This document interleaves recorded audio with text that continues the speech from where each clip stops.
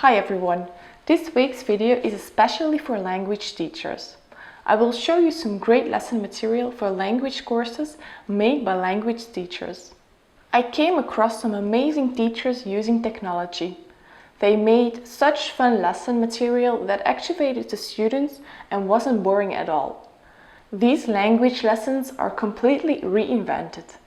I hope these examples of language exercises inspire you to keep going and activate your students.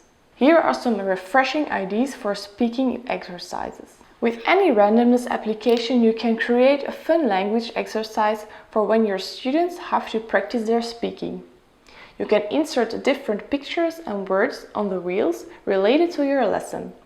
Then you can let your students spin the wheels and exercise their speaking knowledge with the other students. I'm curious what kind of stories your students come up with. You can also use My Story.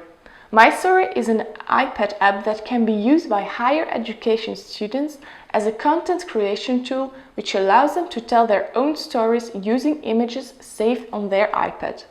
Let them record their own story based on fun images. You can see it as an innovative speaking exercise. You can also be very creative with games. Everyone knows bingo.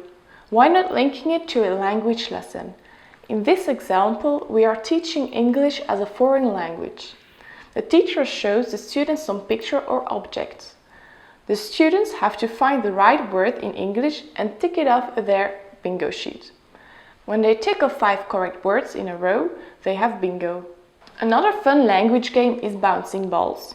You have to destroy all the balls by forming words with the letter that is given to you. On the website vocabulary.co, you can find a huge amount of other language games that are worth a try. These games are more for elementary students and are ready to play. That makes it easy for you, but it's a pity that you can't adjust these games.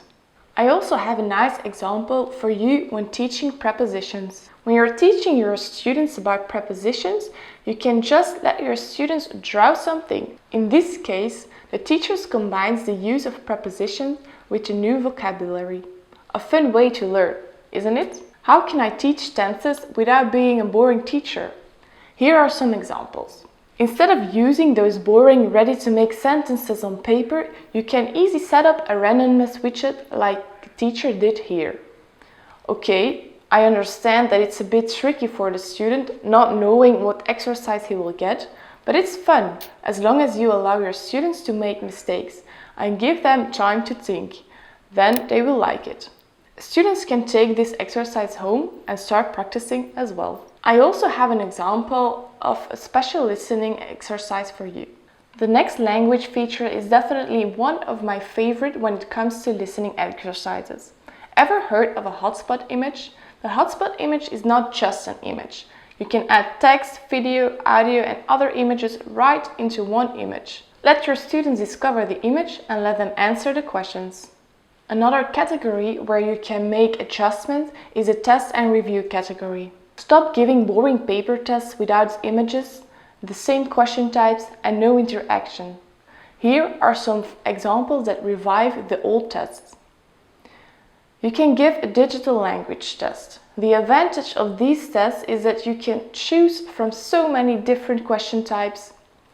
Match 2 parts, click on the suitable image, fill in the gaps, put the words in the right order, and many more. It makes the test so much more fun. You can also set up some fun assignments using a game like a crossword puzzle.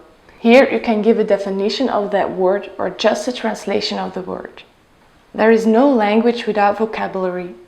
Here are 2 vocabulary tips. When your students are reading a text, they often don't understand the meaning of words. In iBooks Author, you can define a word. When students click on it, an explanation will appear. They can also browse the word on the web and see its results. You can also use the glossary for both vocabulary and grammar. The second tip for teaching students vocabulary includes flashcards. Flashcards helps you repeat the words over and over again until you get everything right. It's a good way for students to help memorizing the word and its meaning. The last tip is to write an interactive book. You can do this with iBooks Author or Book Creator. Here is an example of a nice interactive language book made with iBooks Author by teachers from the Christchurch Grammar School in Australia. Take a look in the comments and download this book for free. So, that was it for today. Don't forget to subscribe to the channel to hear more fun teacher tips. If you want more tips on language lessons, you definitely must check out our blog post. Thanks for watching and see you next week.